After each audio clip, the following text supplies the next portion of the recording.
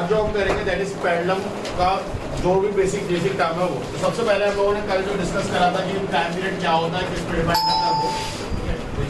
सो pendulum का क्या होता है, लेंथ और ठीक है मास होगा, मास का कोई फर्क नहीं पड़ता।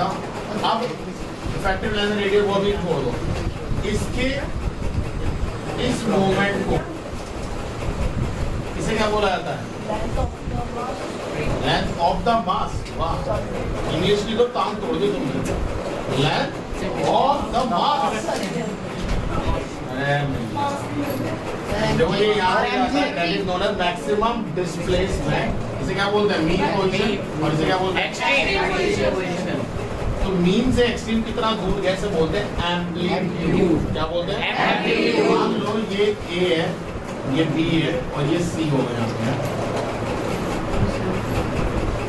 तो ए टू बी जो गया ये मैक्सिमम डिस्प्लेसमेंट है, मतलब मीन से एक्सट्रीम था वो कितना दूर गया, इसे क्या बोलते हैं, एम्पलीट्यूड। मैक्सिमम डिस्प्लेसमेंट इसे क्या बोला जाता है, एम्पलीट्यूड। अब ये है, ये एक पोर्शन पे गया, यहाँ से वापस आएगा और यहाँ से फिर इधर जाएगा और फिर वापस आएगा, इसे बोलते हैं वन ऑसिलेशन। तो अगर मैं बोलूं A टू B, B से वापस A, अब B पे जब वो गया होगा तो यहाँ पे सिर्फ पोटेंशियल एनर्जी होगी, समझ रहे हो। इसकी हाइट गेन कर ली, यहाँ पे कोई हाइट नहीं होगी। तो जब हाइट गेन करेंगे यहाँ पे सिर्फ और सिर्फ क्या है, काइनेटिक क्या हो जाएगी, जीरो। तभी तो जीरो। अगर काइनेटिक है, काइनेटिक का मतलब क्या होता है, मूविंग। काइनेटिक का फॉर्मूला होता है हाफ mv²। अगर ये जीरो है तो मास तो जीरो नहीं हुआ होगा, क्या जीरो हुआ होगा, वेलोसिटी। यानी वो मूव करना बंद कर गया। जब वो मैक्सिमम दूरी पे जाएगा वो मूव नहीं करेगा। बात समझ में आई है, नहीं है। जब वो इधर आएगा तो क्या इधर भी क्या होगी, पोटेंशियल एनर्जी क्या हो जाएगी, मैक्सिमम, और काइनेटिक एनर्जी क्या हो जाएगी, क्योंकि यहाँ पे वो मूव करना बंद। और यहाँ पर क्योंकि यहाँ कोई भी हाइट नहीं है तो यहाँ पोटेंशियल एनर्जी क्या हो जाएगी, जीरो। और काइनेटिक एनर्जी क्या हो गया, मैक्सिमम, सबसे ज्यादा तेज मूव कर रहा है। ठीक है। तो जब यहाँ से यहाँ गया तो यहाँ बी पे सिर्फ पोटेंशियल थी, काइनेटिक मतलब मूव करना बंद हो गया। तो बी पे ही वो अपना डायरेक्शन को बदलेगा, ग्रेविटी तो नीचे खींची होगी, वो वापस आएगा बी टू ए, और ए से कहाँ जाएगा, फिर सी से कहाँ आएगा, इसे कहते हैं one oscillation. Mean to extreme, extreme to another extreme, another extreme to mean, that's called one oscillation. ये कब है, जब आपने मीन से या तो ऐसे धक्का दिया या ऐसे धक्का। अगर आप ऐसे धक्का देते हो तो आप ए से कहाँ जाओगे, सी से ए से बी, बी से ए। क्लियर है, यस सर। अब ऐसा भी तो हो सकता है कि मैं यहाँ पे ले जाऊँ, यहाँ पे छोड़ दूँ, यस सर। मतलब मैं सी पे ले गया और सी से छोड़ा, तो सी से कहाँ गए पहले, ए से कहाँ गए, सी, और बी से वापस आए ए से सी। क्लियर है, यस सर। अगर मैंने यहाँ से छोड़ा तो सर बी से ए, से ए से बी। तो ये भी वन ऑसिलेशन, ये सारे वन ऑसिलेशंस हैं। वन ऑसिलेशन क्या होता है कि वो वापस मेन को जहाँ से चला था वहीं आ जाए और उसी डायरेक्शन में जहाँ से वो चला था। जैसे अगर मैं इसकी डायरेक्शन बोलूँ, जब मैंने यहाँ से इसे धक्का दिया था यहाँ, तो इसकी डायरेक्शन क्या है, इधर। वापस आया, आपकी डायरेक्शन इसकी कहाँ है, इधर। फिर यहाँ से वापस गया ये, अब यहाँ से वो इधर ही जाएगा, तो ये वन ऑसिलेशन हो गया। जब यहाँ से धक्का दिया तो ये इधर गया, वापस आया, और अब जब वो वापस आया तो अब वो तैयार है वापस फिर से जाने। तो ये वन ऑसिलेशन हुआ। अगर आप इसे एम्पलीट्यूड को ए मान लो तो ए ए ए ए कितने ए हुए, और यहाँ से मान लो तो ए ए ए ए। तो आप यहाँ एक्सट्रीम से ऑसिलेशंस काउंट करो या मीन से ऑसिलेशन काउंट करो, बात एक ही होती है। तो वन ऑसिलेशन की डेफिनेशन समझ गए। फिर इसके बाद वो आपसे पूछेंगे टाइम पीरियड। टाइम पीरियड क्या होता है, जो ये ऑसिलेशन होने में जितना टाइम लिया उसका टाइम पीरियड, उसका क्या है, टाइम पीरियड। लेंथ वो जो हमने कल पढ़ा था that is formula. Time period क्या है, the time taken for complete one oscillation. क्या है, time taken to complete one oscillation is known as its time period. Okay, next आता है फ्रीक्वेंसी। फ्रीक्वेंसी क्या होता है, the number of oscillation done in 1 second। अब देखो टाइम पीरियड क्या होगा, टाइम पीरियड कुछ ना कुछ तो सेकंड में आएंगे। Yes sir. मान लो n सेकंड में आया, तो मैं क्या कह रहा हूँ, 1 सेकंड में जो वो, तो 1 सेकंड कैसे निकालेंगे? t टाइम में मान लो n ऑसिलेशन हुए, तो 1 सेकंड में कितने ऑसिलेशन हुए? n/t या 1 सेकंड इधर से time period of one oscillation is t second मान लो, ठीक है? तो ये क्या कहला रहा है? इसका टाइम पीरियड। क्या कहला रहा है? Time period. अब मैं उल्टा बोल रहा हूं, इन 1 सेकंड नंबर ऑफ ऑसिलेशन कितना होगा? 1/t नहीं होगा? सिंपल अगर हम बोले 10 ऑसिलेशन हो रहे हैं 25 सेकंड या 20 सेकंड, एक ऑसिलेशन 20/10 2 सेकंड। 1 सेकंड में कितने ऑसिलेशन हो रहे हैं? 1/2 कर दोगे तो 0.5 हर्ट्ज। इसको क्या बोलते हैं? 0.5 हर्ट्ज। हर्ट्ज क्या कहलाते हैं? फ्रीक्वेंसी। एक्चुअल में ये काउंट कर रहा है कि कितने ऑसिलेशन हुए सिर्फ 1 सेकंड में।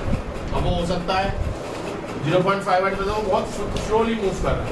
1 सेकंड में एक आधा ही ऑसिलेशन हो पाया, यानी मीन से या तो इस मीन पे क्या होगा या यहाँ से वापस जाके वापस आया होगा, तो मतलब आधा ही हुआ, पूरा नहीं हुआ। कोई डाउट? कोई प्रॉब्लम? सबसे पहले हमने पढ़ा ऑसिलेशन। ऑसिलेशन क्या होता है? The to and fro movement from its mean position to another extreme and back to mean, that is called one oscillation. Yes. Time taken to complete one oscillation is called Time period. कोई doubt? No sir. फिर इसके बाद आता है frequency, the number of oscillation complete get done in 1 second. तो actual में frequency क्या है? कितनी बार हुआ? अगर आपसे पूछा जाए what do you mean by 5 hertz frequency of simple pendulum, बताओ क्या समझते हो? सर उसमें 2.5 होते वो करें हैं? सर इसके हाफ ऑसिलेशन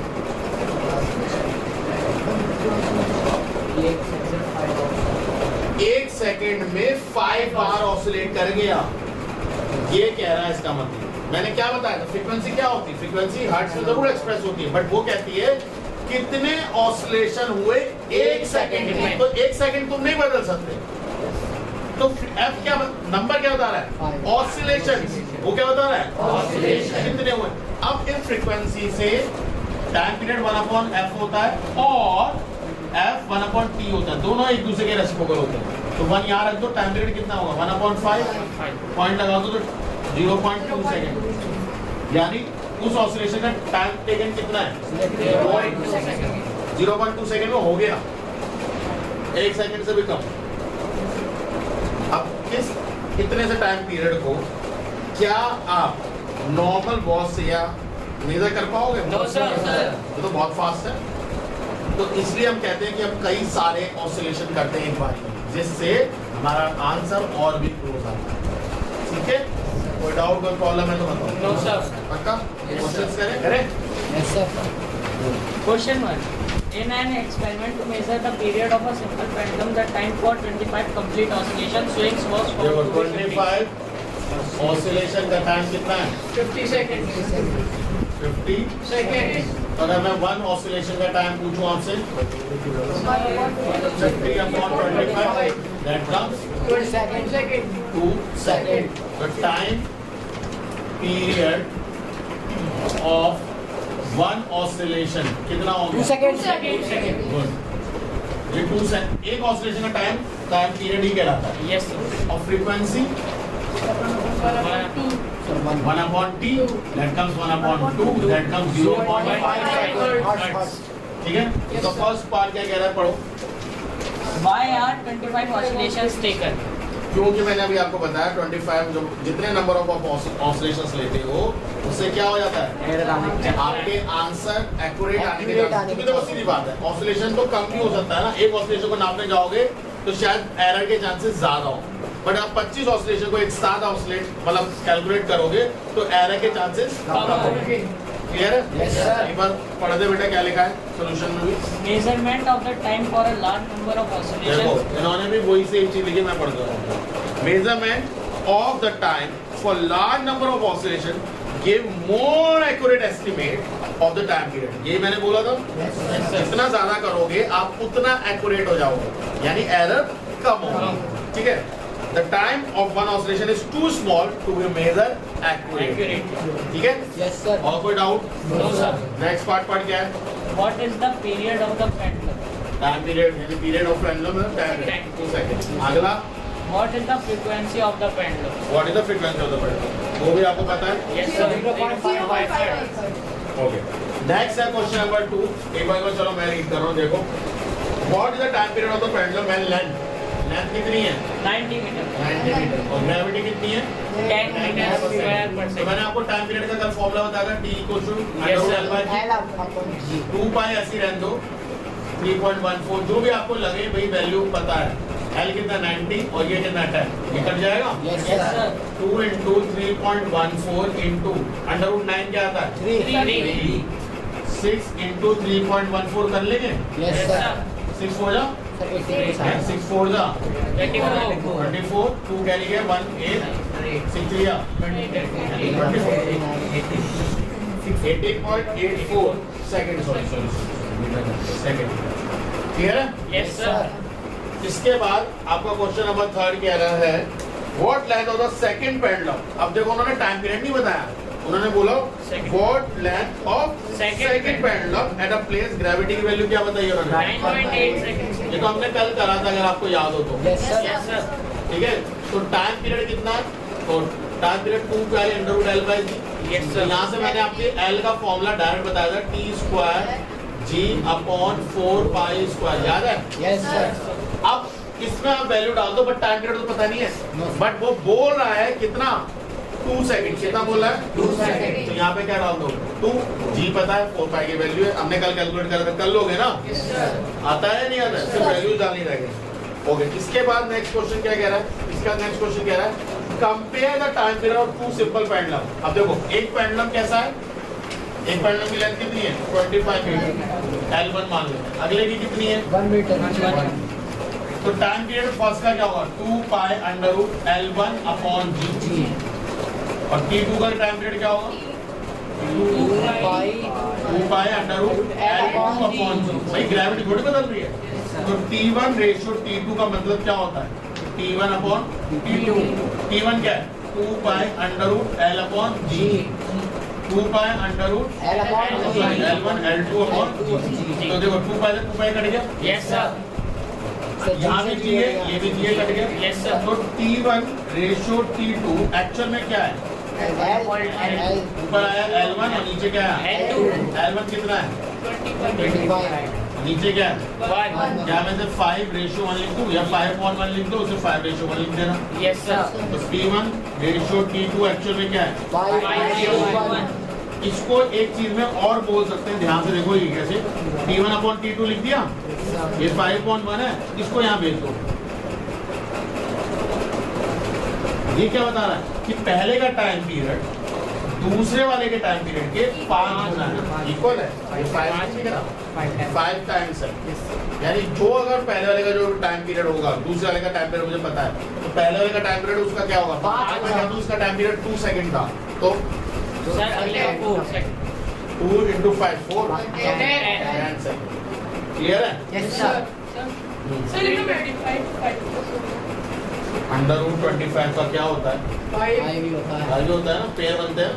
ले भाई एक स्टेप और बढ़ जाएगा, कोई दिक्कत नहीं, हम करते हैं। 5 into 5 यहाँ लिख दो, 1 into 1, तो ये बचा 5, ये बचा 1। ठीक है, खुश? तो और बताओ किसी को डाउट हो तो। अब वो ये जरूरी नहीं है, ये तो कंपैरिजन तो यहाँ हो चुका है, बट अगर वो पूछ रहे what is the relation between them, तो आपको पता होना चाहिए फर्स्ट टाइम पीरियड 5 टाइम्स है या 5 गुना है दूसरा टाइम पीरियड के, या दूसरा टाइम पीरियड पहले वाले टाइम पीरियड के 1/5 है। अपॉन हो जाएगा ना, तो उसे बोलते हैं 1/5। तो ये पता होना चाहिए, कोई पूछ ले तो कहेगा तो रेशियो बता रहा है, कंपैरिजन थोड़ी है। तो ये कंपैरिजन में ये भी लिख सकते हैं। ठीक है, नेक्स्ट क्वेश्चन नंबर 5 क्या कह रहा है? Compare the time periods of a simple pendulum at place where gravity की वैल्यू, पहली ग्रेविटी की वैल्यू कितनी है? 9.8. और दूसरी ग्रेविटी की वैल्यू कितनी है? 2.45। अब देखो ध्यान से, टाइम पीरियड पहला क्या होता है? 2 pi under root L by G1। T2 क्या होगा? 2 pi under root L by G2। तो T1 रेशो T2 तो मतलब T1 अपॉन T2 बोले तो 2 pi under root L by G1 upon 2 pi under root L by G2। ये तो cut गए। Yes sir. यहाँ से इस चीज को देखना, सब लाइन कट जाएगा। लाइन भी कट गई तो ये आया, देखो देखो देखो 1 upon G1 upon 1 upon G2। ये चीज ऊपर चली जाएगी और ये चीज नीचे आ जाएगी। ये बात समझ में आई नहीं? Yes sir. तो T1 रेशो T2 एक्चुअल में हो जाएगा G2 अपॉन G1। जो डिनोमिनेटर के भी डिनोमिनेटर में वो कहाँ जाएगा? न्यूमरेटर। और जो न्यूमरेटर के डिनोमिनेटर वो कहाँ आएगा? डिनोमिनेटर। तो ये बना। अब G2 कितना है? 2.45 और ये कितना है? पॉइंट हटाओ कितना है? ये पॉइंट हटाओ कितना है? 10। एक जीरो से एक जीरो काट दो। क्या बचा? देखो जरा ध्यान से। 245 इंटू और कुछ नहीं बचेगा यहाँ तो नीचे क्या बचा? 98 इंटू किस लिए कट रहा है? 5 से सर। 5 से। Yes sir sir. 10 नहीं आएगा। 10 ही तो आएगा। पॉइंट हटेगा तो 100 आया, पॉइंट हटाया 10 आया भाई। क्या मतलब तुम्हें चौथी पांचवी क्लास में जाके पढ़ना पड़ेगा मेरे ख्याल से। सर 49 बारी में ठीक कटेगा। है, रुक जाओ। 5 से। 5 इंटू 49 यस सर। और 5 टू Yes, sir, 48. और 49 टू है। अगर आपको दिख रहा है तो 49 टू होता है। तो यहाँ आया 1 अपॉन 2 इंटू 2 और भैया ऊपर 1 को 1 इंटू 1 लिख लेना। हाँ तो वो तो यही ना आ रहा होगा सब। 1 अपॉन 2 क्या? T1 upon T2। तो अगर मैं पूछूं T1 रेशियो T2 कितना आ रहा है? 1 रेशियो। अब इसको कोई फ्रैक्शन में लिखना मांग रहा है तो बिल्कुल लिख दो, ऐसे ही तो है। इसको यहाँ भेजो। मतलब T2 दुगना है किसके? पहले वाले के। उल्टा बताना है। ये दोनों रिलेशन चलेगा कि भैया दूसरा वाला टाइम पीरियड पहले वाले टाइम पीरियड के कितना है? हाफ। दूसरा वाला टाइम पीरियड को हाफ कर दो तो पहला वाला टाइम पीरियड आ जाएगा। दोनों रिलेशन समझ में आ रहे हैं? Its pendulum is taken to the planet where the acceleration due to gravity is 9 times to the earth। तो मान लेते हैं टाइम पीरियड का फॉर्मूला क्या होता है? 2 pi under root L upon height जी सर जी। T equal to 2 pi under root L upon G। ये टाइम पीरियड है। अब वो कह रहे हैं ग्रेविटी कितनी हो जा रही है, यानी नई ग्रेविटी कितनी है? 9 टाइम्स होती है। क्वेश्चन रीड करो, देखो a second pendulum is taken to a planet where the acceleration due to gravity is 9 times the gravity of the earth। तो हमने gravity of the earth माना 9 टाइम मतलब into 9। तो ये नई ग्रेविटी आ गई। अगर ग्रेविटी बदल गई तो टाइम पीरियड बदलेगा। तो टाइम पीरियड नया वाला क्या होगा? 2 by under root L by G 1। ठीक है। अच्छा एक चीज और लिख लो, ये टाइम पीरियड कितना होगा? 2 सेकंड। क्यों? क्योंकि वो सेकंड पेंडुलम है। क्योंकि वो सेकंड पेंडुलम है। तो T1 equals to 2 pi under root L। मैंने 9 बाय G आपको सिखाया करना नहीं करेगा। Yes sir. तो T1 equals to 2 pi under root L by G। 9 1 upon root 9 क्या होता है? 1 अपॉन 3। 9 के कितने पेयर बनेंगे? 3 into 3 1 अपॉन 3। ये पुराना टाइम पीरियड आ गया। Yes sir. बोला तुम मत बनाना, तुम्हें समझाने के लिए बनाया, तब तक बना के रख दो। क्या टीचर को समझा देते हैं। ये कितना है? ये T लिख दो या 2 लिख दो 1 अपॉन 3। और ये टाइम पीरियड कितना है? 2 सेकंड। 2 सेकंड है ना? अर्थ पे कितना होता है? 2 सेकंड। वहाँ पे कितना हो जाएगा? 2 बाय 3 0.66 आता रहेगा। इसे हम राउंड अप करके लिखना मांगे तो 0.67 सेकंड। कोई डाउट? चेंज कर लेना, वो आंसर गलत है। ठीक है। अब आ जाओ क्वेश्चन आंसर्स पे। देखो define and draw a simple pendulum and right the expression for the time period of simple pendulum. कर सकते हो? Yes sir. ड्रॉ करना है। टाइम पीरियड क्या होता है? ये ना 2 pi under root L by G। Does it depend upon the amplitude of the ball? वो कितना दूर जा रहा है इस पर डिपेंड करता है time period. Yes It depends upon only gravity and it does not depend upon amplitude। Amplitude का फर्क नहीं है। देखो पेंडुलम एक, जैसे मान लो ये लेंथ है, मेरा हाथ पेंडुलम है, ये यहाँ जाए और ऐसे ऑसिलेट करे या ये यहाँ से ऐसे ऑसिलेट करे, एक ही टाइम लेगा। Yes sir. उसका ऑसिलेशन डिपेंड करता है लेंथ पे। अगर उसकी खुद की बात करें तो लेंथ पे डिपेंड करता है, और दूसरे की बात करें, अर्थ की बात करें तो ग्रेविटी। ठीक है। डिफाइंड टर्म ऑसिलेशन कर सकते हो? Yes, sir. Amplitude, Yes, sir. maximum displacement from its mean position, time period, Yes, time sir. taken to complete one oscillation frequency, Yes, the sir. number of oscillation in done in 1 second. ठीक है?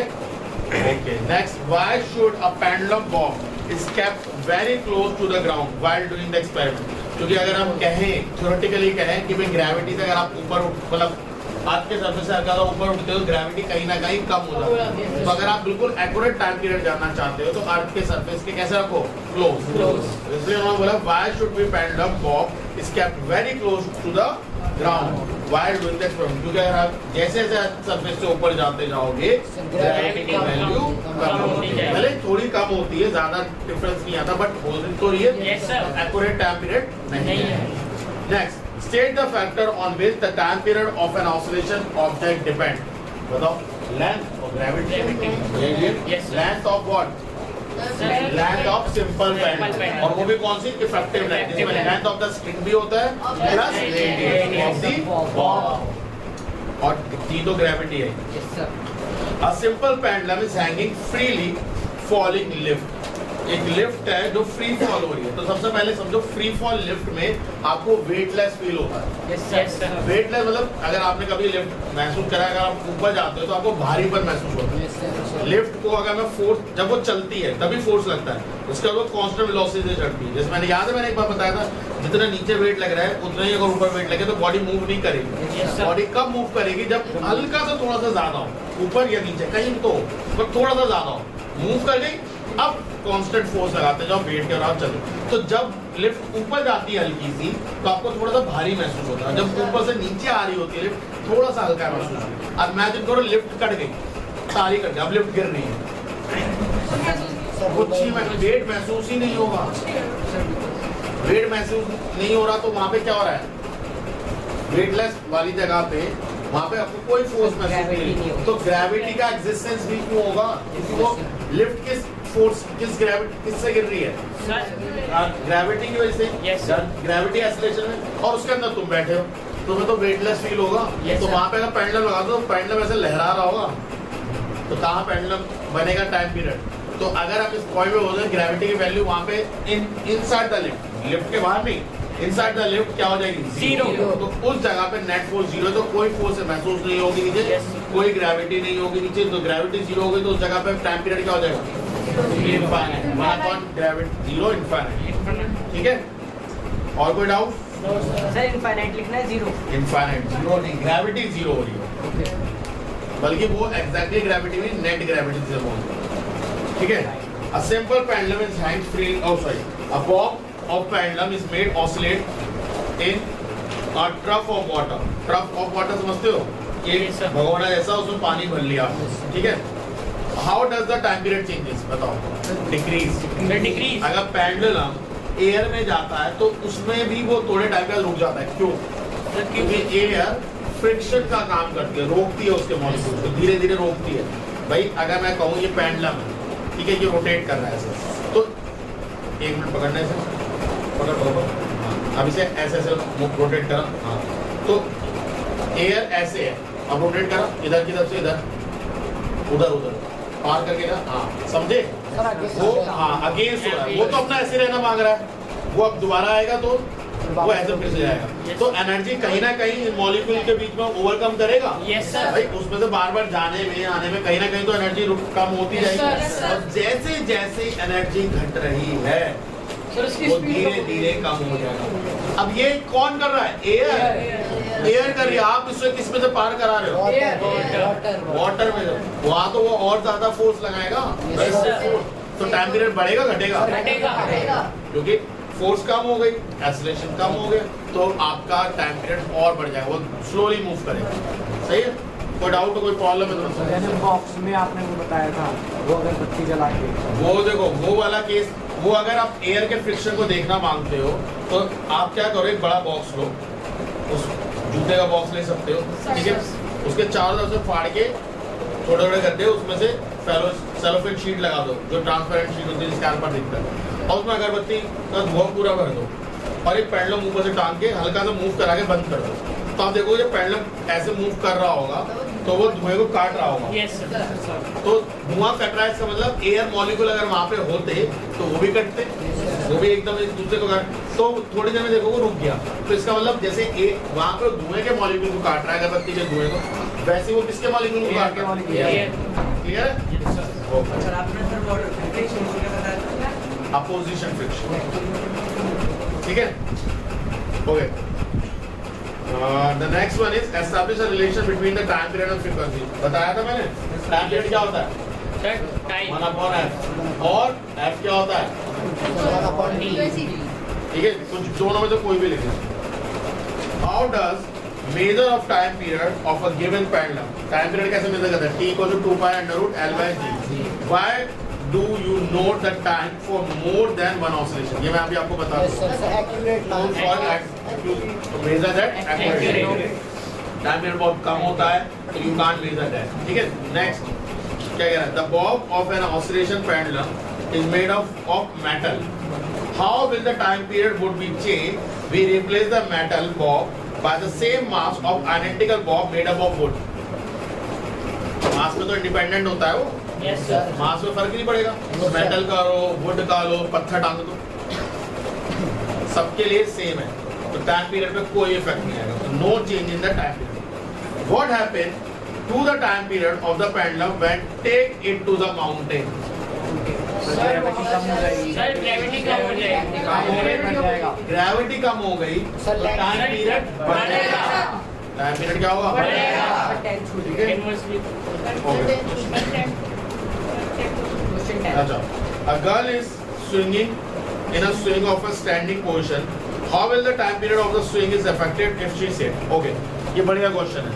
अब देखो, अगर मैं आपको कहूँ आपके पास 1 करोड़ रुपए है और मैं 1 रुपया बढ़ाऊंगा तो अब कितने? 1 करोड़ 1 रुपए। ये बोलोगे? No, sir. सब बोलेंगे 1 करोड़ ही है, 1 रुपये क्या फर्क डालेगा उसमें? ठीक है, 1 करोड़ 1 रुपये बोल के कौन तुम अरबपति बन गए? अभी भी वही हो, ठीक है। अब 1 करोड़ में से 1 रुपया खर्च हो गया तो अभी भी कहोगे 1 करोड़ ही है, वही वाली बात है, तो उससे कोई फर्क नहीं पड़ रहा, ठीक है। बट अगर मैं आपको इमेजिन करो आपके पास 10 रुपए, अब आपको 1 रुपया दूं तो आप 11 बोलोगे, ये थोड़ी बोलोगे 10 रुपये मेरे पास, अब आपके पास 11 हो गए। ऑटो वाले में से 1 रुपया कम करके देख लेना, लड़ जाएगा तुरंत, यही बैठा रहे, पैसे मंगवा बट पैसे लेके जा। तो सिंपल सी बात है, थोड़ी सी चीज अगर आप ऐड कर रहे हो एक छोटे फ्रेम में, जैसे मान लो इतनी सी रस्सी थी और आप इतनी रस्सी उसमें ऐड कर रहे हो, तो रस्सी तो छोटी है ना, Yes, sir. उसमें अगर आप ये ऐड करोगे तो फर्क होगा, Yes, फर्क sir. पड़ेगा। बढ़ेगी। बट इमेजिन करो रस्सी इतनी बड़ी थी, उसमें आप इतनी सी ऐड कर रहे हो, Effect नहीं पड़ेगा। ये क्या कर रहा है? समझ रहे हो? मतलब अंबानी साहब को जाके मैं 100 रुपए दूं, सर ले लो 100 रुपए, आप अपनी लोग हैं, मैंने आपको 100 रुपए दिए, वो कहेगा इधर आ, वापस लेके जाओ। समझ में आया? बट एक भिखारी को अगर मैं 100 रुपए दूं, वो कहेगा अरे भाई सारी दुआ भर देगा मेरे लिए, अरे तेरा ये खुश रहे, तेरा वो खुश रहे, सब भर देगा। तो ऐसी बात है कि बंदा चीज तो एक ही है, बट किसको दी उस पर फर्क पड़ता है। Yes, sir. अब हम ये मान के चलते हैं कि जो पेंडुलम की स्ट्रिंग है, यानी जो स्विंग कर रही हो झूले में, वो बहुत बड़ी है, ठीक है। जब आप खड़े होते हो तो आपका सेंटर ऑफ मास यहाँ कहीं होता है, पेट के आसपास, नाभि Yes, से, sir. ठीक है। अब अगर आप बैठ जाते हो तो सेंटर ऑफ मास क्या हो रहा है? लोअर शिफ्ट हो रहा है। Yes. तो अगर मैं कहूँ फिलहाल इस बॉब की बात करूँ तो सेंटर ऑफ मास ये था, जो कि इस लेंथ अगर मैं कहूँ ये बंदा है, तो अब वो सेंटर ऑफ मास यहाँ है, तो ये लेंथ नहीं इग्नोर कर सकते आप, ये लेंथ इतनी है, इसमें ये लेंथ इग्नोर नहीं कर सकते आप। बट अगर वो इतनी बड़ी लेंथ है और उसमें ये बंदा था, तो सेंटर ऑफ मास अब इतना हो गया, पहले यहाँ था अब यहाँ हो गया, तो इतनी लेंथ, इतनी बड़ी लेंथ को आप इग्नोर कर सकते हैं। Yes, sir. समझ में आया? Yes, तो sir. अगर वो बहुत बड़े स्विंग पेंडुलम से, जिसकी लेंथ बहुत बड़ी है, उसमें खड़ी थी और बैठ गई, तो पेंडुलम में फर्क पड़ेगा टाइम पीरियड में? कोई फर्क नहीं पड़ेगा भाई, पहले भी लेंथ उतनी थी, इतनी सी बड़ी होगी लेंथ, तो क्या फर्क पड़ा? तो अभी भी उतनी है, तो नो फर्क पड़ेगा। बट अगर वो लेंथ लिमिटेड है, छोटी लेंथ है, जैसे मान लो तो पंखे से बस इतना लटक रहा है और अब वो बैठ गई, तो पहले अगर मैं जैसे मान लो पंखे से इतने पे था, यही है जमीन पे है पेंडुलम, मैं इसमें झूल लूँ, अब वो इतना लंबा है, ठीक है। अगर मैं यहाँ हूँ तो अभी मेरा सेंटर ऑफ मास यहाँ है, तो पेंडुलम की लेंथ यहाँ तक नपरी होगी, बट अगर मैं बैठ जाऊं तो पेंडुलम की लेंथ अब यहाँ तक नहीं नपेगी, वो नीचे तक लपेगी। समझ में आ रही बात? Yes, sir. तो आपने लेंथ बढ़ा नहीं दी, और लेंथ बढ़ा दी तो टाइम पीरियड बढ़ेगा घटेगा? ये देखो ना, डायरेक्टली का फॉर्मूला, लेंथ बढ़ाओगे तो टाइम पीरियड बढ़ता है, लेंथ घटाओगे तो टाइम पीरियड घटेगा। समझ में आया? Yes, sir. तो अगर आप बैठते हो और जो स्विंग का लेंथ है वो लंबा है, तो बैठो, खड़े हो, लेट जाओ, कोई फर्क नहीं पड़ता, टाइम पीरियड जो था वही है। पर अगर आपका स्विंग लेंथ लिमिटेड लेंथ है, मतलब छोटा लेंथ है, तो अब अगर आप बैठते हो तो आप लेंथ ऑफ स्विंग बढ़ा देते, इफेक्टिव लेंथ बढ़ा देते, तो उससे टाइम पीरियड में फर्क पड़ता है, वो इंक्रीज हो जाता है। Clear? Okay, next question, question number 12 है, what happened to the time period? अच्छा, माउंटेन पे ले जाओगे तो कम हो जाएगा, ठीक है। Okay, how the time period T of the simple pendulum does depend on the length? बताओ, लेंथ बढ़ाओ, टाइम पीरियड क्या होगा? बढ़ेगा। ड्रॉ द ग्राफ, बुक में है, ग्राफ कर लेना। हम ग्राफ वाला क्वेश्चन तब समझेंगे जब हम लोग वो कर लेंगे, ग्राफिकल स्टडी कर लेंगे, नेक्स्ट चैप्टर में, तब मैं ये क्वेश्चन आपको करा दूंगा, ठीक है। नेक्स्ट वाला बताओ क्या है? Two pendulum P and Q equal length, दोनों कैसे हैं? बट देयर बॉब इज 100 और 150 kg, मास अलग अलग है। What will be the ratio of time period? 1:1. तो टाइम पीरियड सेम है तो 1:1. T से T कट जाएगा ना, Yes, sir. 1:1. Why does the simple pendulum finally stop? क्योंकि एनर्जी तो जा रही है ना, Yes, sir. तो रुक जाएगा। अगर किसी को मैं आइडल केस में ले जाऊँ, एयर फ्रिक्शन नहीं है, तो रुकेगा ही नहीं। समझ में आया नहीं? Next, two pendulum P and Q of have equal lengths, weight 15 kg और 25 kg respectively. ये अलग क्वेश्चन है। Will there difference on the their time period? No. क्यों? क्योंकि टाइम पीरियड इज इंडिपेंडेंट, आप लिखोगे time period is independent of mass, it depend upon length. तो length तो सेम है ना दोनों, टाइम पीरियड सेम, ग्रेविटी तो ऑब्वियसली एक ही जगह करते हैं, ठीक है। Next, what is second pendulum? Second pendulum is the pendulum which has the time period of 2 seconds. State the numerical value of time period, बता सकते हो? 2. अरे वो कह रहे हैं न्यूमेरिक वैल्यू, फॉर्मूला नहीं पूछा, न्यूमेरिक वैल्यू 2 सेकंड यार। उसकी लेंथ कितनी होती है? 1 मीटर। Does it depend upon the amplitude? और एम्पलीट्यूड पे कभी भी डिपेंड नहीं करता। Last, a simple pendulum is set up in a laboratory at a sea level. What with if we shifted a place to the mountain? Mountain में जाएंगे तो time period में क्या होगा? बढ़ेगा। ग्रेविटी घटेगी तो टाइम पीरियड बढ़ेगा। मून पे ग्रेविटी अर्थ की ग्रेविटी से 1/6 होती है, यानी ग्रेविटी और कम हो गई तो टाइम पीरियड और बढ़ गया, ठीक है। डीप सी, फिर जब डीप सी में भी जाते हो या डीप माइन में भी जाते हो तो भी ग्रेविटी कम होती है, तो फिर से टाइम पीरियड बढ़ेगा। आर्टिफिशियल सैटेलाइट इनफाइनाइट, है ही नहीं ग्रेविटी वहाँ, ठीक है। कोई डाउट, कोई प्रॉब्लम?